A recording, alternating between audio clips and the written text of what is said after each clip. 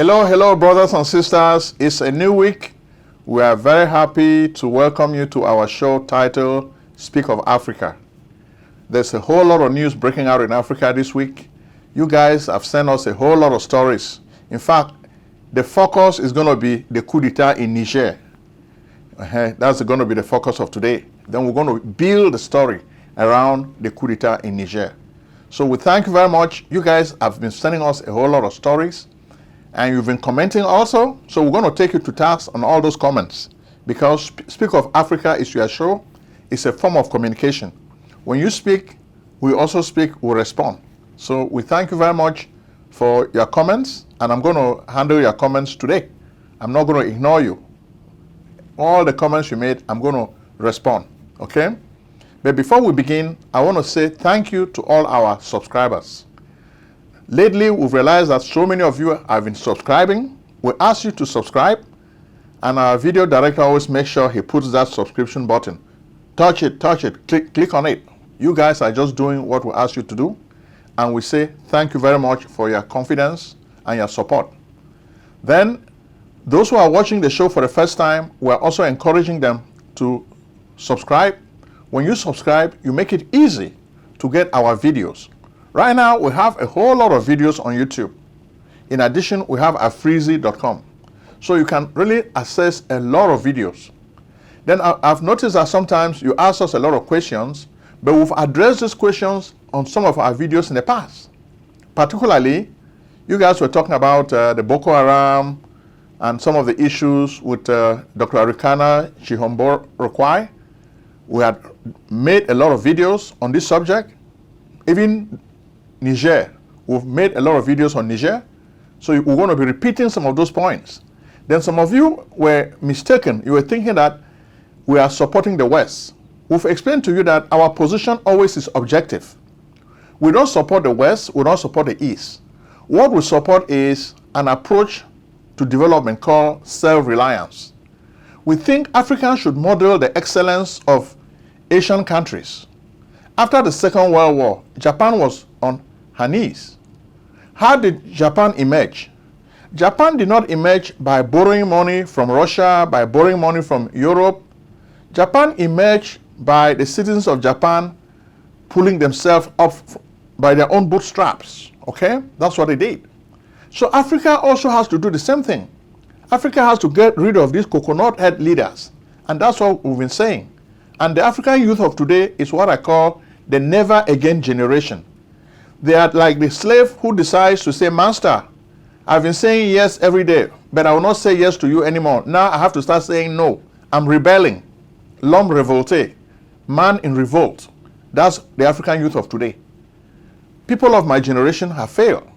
But the youth of today in Africa are rising. They don't want to be puppets. They are tired of neocolonialism. They are tired of colonialism. The FrancAfrique Pact is collapsing. The Colonial Pact that France signed with some of these coconut head leaders like Paul Biya, they are all crumbling. They are crumbling. The Colonial Pact is crumbling. Even Emmanuel Macron, they are taking him to task. Whenever he is out there, he tries to be defensive, but the African youth is taking him to task. Okay?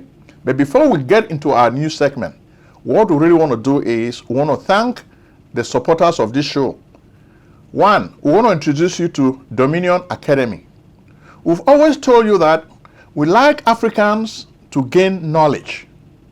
And in the United States of America, one of the easiest ways new African immigrants can get a better job is to get training in nursing. So we are recommending a nursing school where you can go and get training as a CNA, Certified Nursing Assistant. If you have a brother or a sister who has just come to America, please call Dominion Academy, register for the classes. They have very flexible schedules. Register for the classes and tell them Prince Ojong or Speak of Africa sent you. They will give you a very good deal. And so take advantage of it. We believe in the value of education. If we want to change Africa, we need to change our minds. Okay? The mind. That's what we need to change. So we're trying to tell you, improve your mind. Put some education in that head. Okay? Get some training so you can get a better job, okay? Once you have a better job, you can even help your family members in the United States and your family members in the motherland. So that's why we're emphasizing a job training program like this. Become a CNA. If you've just come to America, it can be a very, very good start.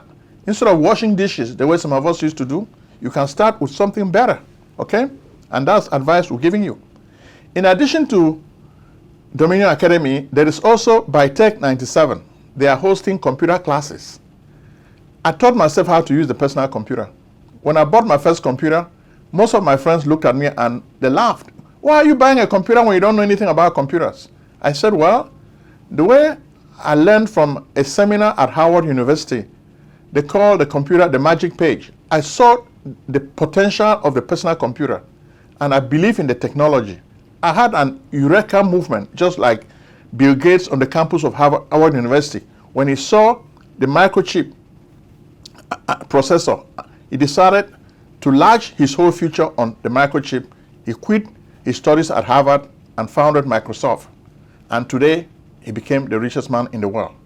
Okay? So I had the same kind of epiphany. I believe in the power of the personal computer. I taught myself how to use it until I even taught myself how to program. So that's the power of the personal computer. You too can learn. You don't even need to be a programmer. You can just learn how to use a computer, and Bitech 97 organizes classes. Call them. Matthias is the owner of this company. Tell him Prince Ojong sent you because I really want you to get good training in computers. Okay? The number is there. I'm encouraging a lot of my people. This show is not just for you to laugh. Our show is intended to help you get skills so you can better yourself. Most people who watch this show, they realize that we emphasize progress. We want them to do better. We don't just want them to sit and laugh. Some people will say, well, Prince Ojong, you keep promoting business. Yes, I'm promoting business because all the people in the world love business. Only foolish Africans will sit and criticize people who are promoting business. Because business is the future. If you don't want to do business, then you'll always be a beggar. You'll be working for people all your lives. But we need to change our community. Look at the Jewish community. The people come here, they create their own businesses so they don't complain about the white man. Okay? And Indians, other Asians, they are doing the same thing. Africans are the only people who are left and they keep criticizing each other with a crap mentality. Oh, Prince Ojong, why are you promoting business? I'm promoting business because that's the way out of slavery. We are slaves so long as we keep working for other people. So we're encouraging you to try your very best, get skills, and do different things. I think now we are ready to get into our news segment. Without further ado, the big story in Africa today is the Niger coup. We've been talking about coup d'etats in Africa almost on every show. If you look at Africa, the map of Africa, you can even draw a line around the heart of Africa. It will go across from the west to the east. Okay? All those countries, starting even with Burkina Faso until you get to Sudan, they are all ruled by military regimes. And this happened because of coup d'etats. Burkina Faso has even had more than two coup d'etats recently. Damiba staged his coup d'etat. It didn't take long. Ibrahim Traoré came and kicked him out and organized another coup d'etat. In fact, Ibrahim Traoré has been the hero the whole of this week. He made a lot of news when he went to the Second African Summit in Russia, in St. Petersburg. He spoke about the generation of today. He spoke about the need for African freedom. Yes, his rhetoric was really apt. But the problem is going to be the application of this rhetoric. And that's our problem. If he can just keep to this rhetoric and do the best for his people. Look at the way his people gave him a triumphant welcome when he returned from St. Petersburg.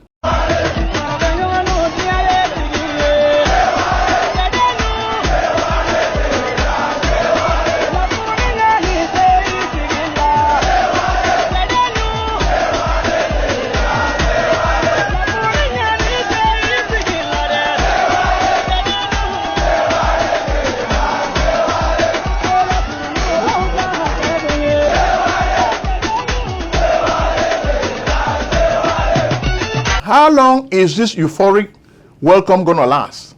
Because the people are going to continue facing realities. It's not enough. militarization is not going to solve the jihadist problem in Burkina Faso and the entire Sahel region. That's not the solution. The solution probably may be a form of diplomacy. The people have to sit together with their brothers and discuss. You cannot just dismiss them as terrorists, get weapons from Russia, thinking that you fight them and win. Militarization is never going to succeed in stemming the tide of jihadism in the Sahel region. We say it every week and we mean it. If you are listening, that's a message we are putting across. Okay? So our message is not to support the West or to support the East. Our message is self-reliant development in Africa. And we say the approach we should use is compassionate capitalism. I'm writing a book on compassionate capitalism, and I will make you guys know about this book pretty soon. Compassionate capitalism is a way to reorganize capitalism, give it a heart. Capitalism is a very brutal system of government. In fact, when I used to be in grad school, my professor used to define capitalism based on a definition he got from Max Weber, a system of private enterprise that believes in the utilization of the factors of production to create unlimited profits. So it's a very brutal system. When you read Karl Marx, you learn about the brutality of capitalism as a system of government.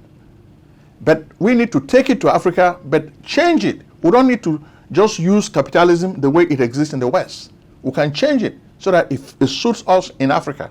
So that's my solution. Compassionate capitalism. Self-reliant development. So I'm not supporting any side. So if people are mistaken, watch my video and watch all the other videos. I say the same thing all over. So I'm not one-sided. I don't support the West. I don't support the East. So I don't believe that Russia is the solution to Africa's problems. On the contrary, no. That's where I differ from people like Ibrahim Traoré. I'm very objective because I know that falling in love with Russia is just like any other colonial power. They will take your resources and they'll give you nothing in exchange. Look at what is happening in Africa now. You've seen the Central African Republic, even Burkina Faso. Russia is mining their resources. What is Russia giving them in return? Not much, not much. And look at Niger.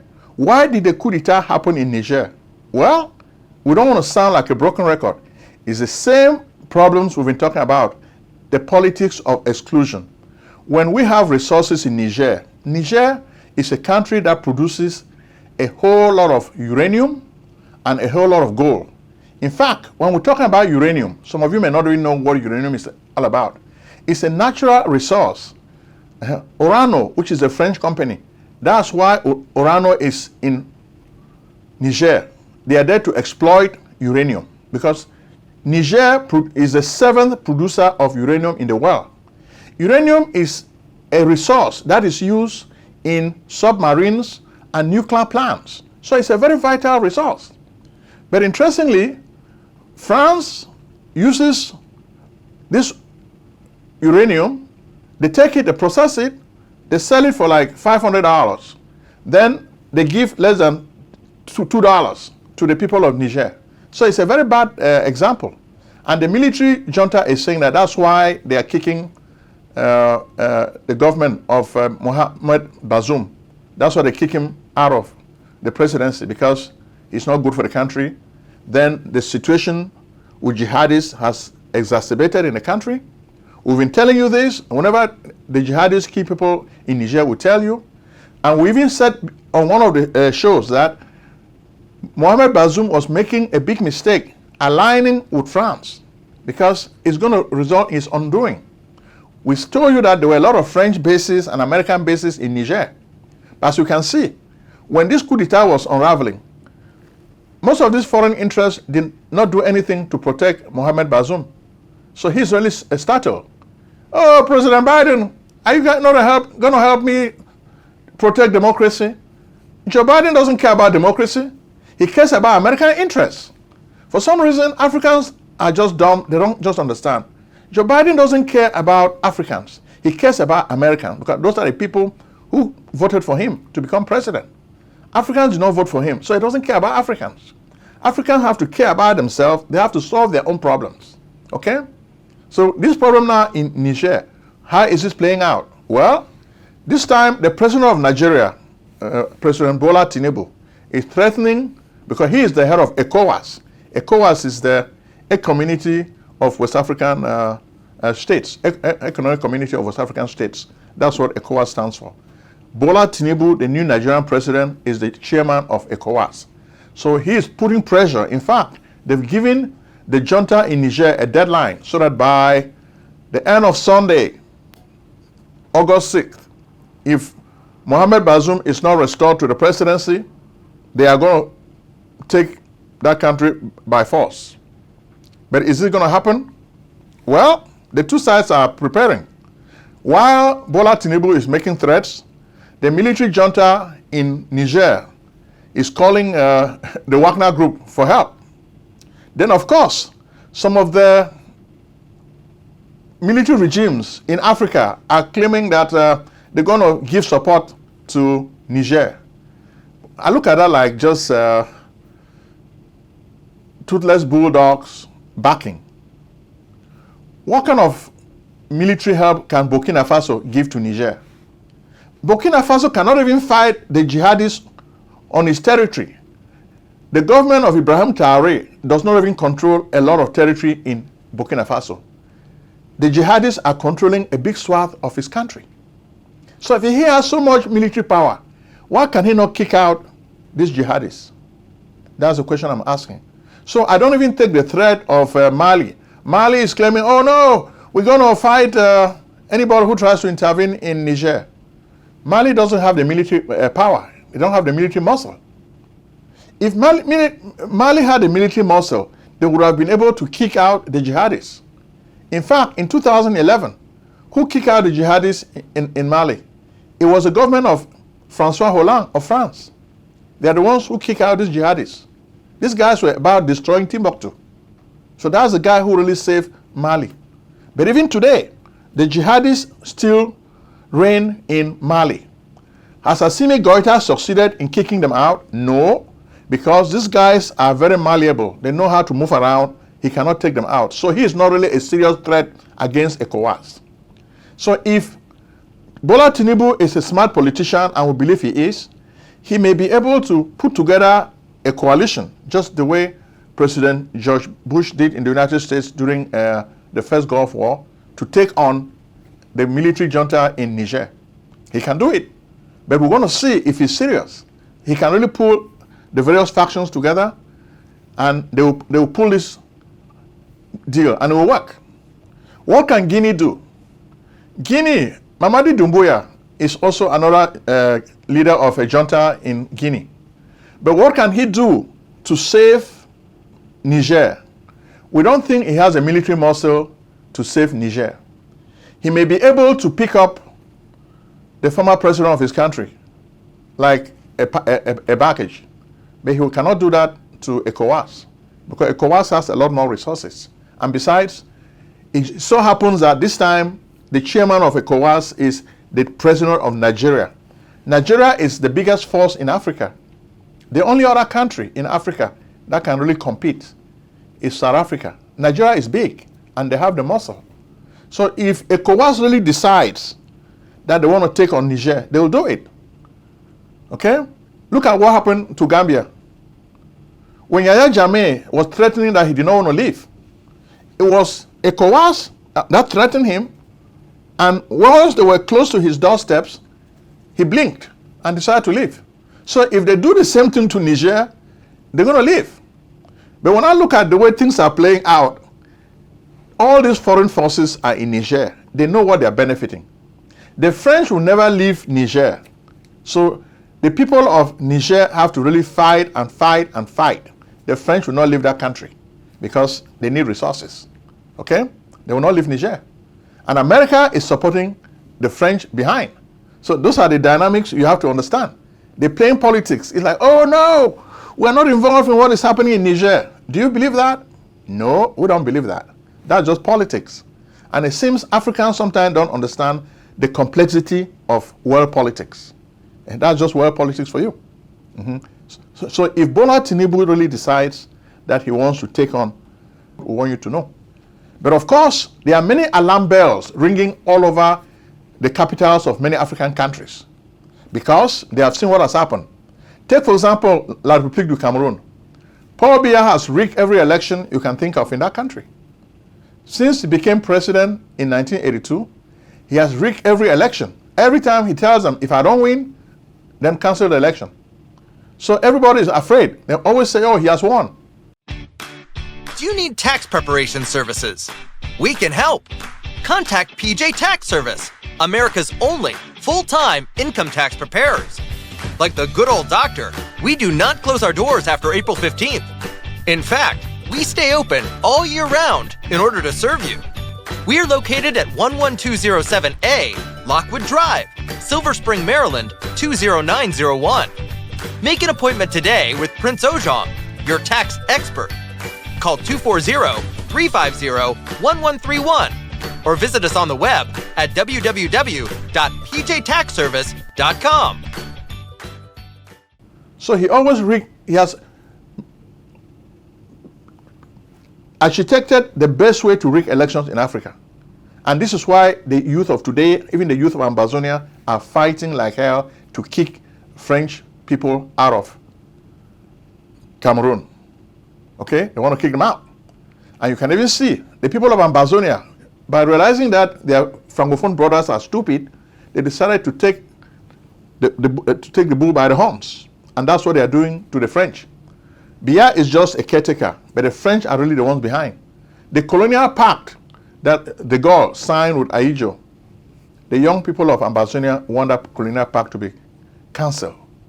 And today we have a video in Ambazonia that I want to share with you. Look at the way the guys are. They are breaking the chains of colonial slavery. They are breaking the chains of colonial slavery. Watch the video for a minute in Ambazonia. Watch them break these chains. Sacrifice for this freedom not to go in vain. Fellow Ambazonians, we have gone too far to get back. And our people, we have lost so much to turn back. It is time we confront our freedom. It's time we embrace this freedom with the least of the highest of energies we have. It's time we take the biggest of all the risks so that we get this freedom. I think there's something going on. We want Ambazonians here and the people to see what we have suffered within the last 58 years. And we are also reminding them that the trees of Amazonia, even if all of us die, those trees will continue to fight. If all of us die, the mountains, all the volcanoes will come down to fight for our freedom. If all of us die, all the rivers, the seas, the valleys will continue to fight for the freedom of Amazonia. Until the land and even our trees, our the seeds, the soil is free, this war of freedom will not come to an end. So we are going to see how we're going to free ourselves, and after that we're going to enjoy this Independence Day to show the world and international community that we are free at last, that we are free people, and that we are not going to bargain our freedom for nothing. Give us what? Give us anything. Freedom or nothing. Freedom or war forever. And we're saying this time bomb, which we have won for too many a year, has just exploded. Today, we need to see how Ambazonians, since the new dispensation of 216, chose to unchain themselves and have said, this is the last chain that has touched our hands, and that never again shall we be put to chain. Never again shall we be undermined. Never again shall we be trampled upon. Never again shall someone just dictate the pace and dictate the way we live today. Never again shall someone tell us the mode of our life. Let's see how Ambazonians are freeing themselves. We see them freeing themselves, getting independence, freeing from captivity, freeing ourselves from captivity, and telling the enemy, you shall never. Another place where the alarm bells of coup d'etats are ringing is Congo Republic. Denis Sassou Nguesso, watch out. They may be coming after you. Watch out, watch out. Then what about Equatorial Guinea? Theodoro Obiang Nguema. Watch out, watch out. Things may happen, oh. Then what about Eritrea? Alarm bells are also ringing in Eritrea. So we can tell you that. Be careful, be careful, be careful. We're just telling you some of the places where we are suspecting that coup d'etats may be in preparation in Africa. What about Rwanda? Kagame has done a whole lot for his country, but his people are not happy because he's a dictator. They are tired of him. So I don't think, they say uneasy lies the head that wears a crown. So we don't think he's sleeping easily. It's not easy for him. Things are tough. He sleeps, he keeps one eye open, because if he sleeps, they'll take him out. Then what about Uganda? Yoweri Museveni, the freedom fighter, has become the biggest dictator you can think of, worse even than Idi Amin. So he too should really watch out, because that's another place where we are thinking a coup d'etat may happen anytime soon. Okay? What about Senegal? This week, Senegal just cut off the internet. That's what you guys just told us. Senegal has cut off the internet. Their Senate was trying to see how they can give the freedom to the candidates who want to run, who have been displaced, and they said they should not run. But what's going to happen? It looks like Macky Sall continues interfering with the political process. So eventually a coup will take him out. And that's what we'll see. We'll look at the tea leaves. What about Nigeria? Well, Nigeria too is an area too that's really ripe for a coup, because Bola Tinubu may say he is a democratically elected leader, but the way most Nigerian analysts are telling us, this guy did not really win the election free and fair. Okay? He manipulated. He used all the muscles he could muster to fight and win this nomination. He bribed all the senators. He bought everybody he could buy. Then even INEC, the chairman of INEC, had to fly out of his plane in the early hours of the morning on election day to collect bribe money. But today, is it not hypocrisy? Bola Tinubu is here fighting for democracy. What an irony. Well, this is the fate of Africa. So long as we do not have a state of law, a state where the rule of law prevails, we'll continue to have the politics of exclusion. Coup d'etats are fertile ground to lawless countries. Whenever you have the law of the jungle, where the president breaks all the institutions in the country, then obfuscates the oxygen in the room and takes power into his own hands, coup d'etats are bound to happen. And this is why we're telling you, coup d'etats will continue happening. So it's not just like an aberration. It's going to be the sign of the time. The sign of the time in Africa is bad governance means coup d'etats. Bad governance equals coup d'etat. That's the mathematical equation. We thank you very much for watching our show, and we say, please patronize us, patronize all the businesses that are on this show. Thank you very much. Now more than ever, it is critical that medical facilities utilize modern, reliable electronic health records. Introducing Alexia HTC, the innovative, affordable online solution for physicians and patients. Doctors' visits, diagnoses, prescriptions, and billing have never been easier. With Alexia HTC, you can work more efficiently with the integrated flexibility medical professionals need today. Schedule a live demonstration. Call or visit us at alexiahtc.com.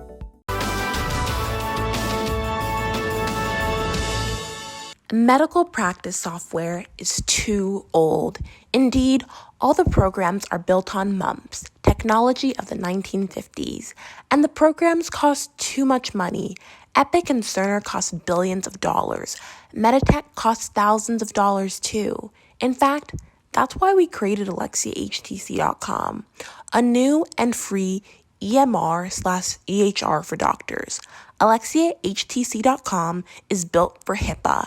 Yes, magical one-screen technology, ease of use, quick charting, amazing e-prescribing, tight labs integration, multi-office difference, because we believe doctors and patients need a break today. Be the first to test drive AlexiaHTC.com. You have nothing to lose, you have everything to gain. Act now. Call 240-350-1131. Alexia Care Corporation at AlexiaHTC.com.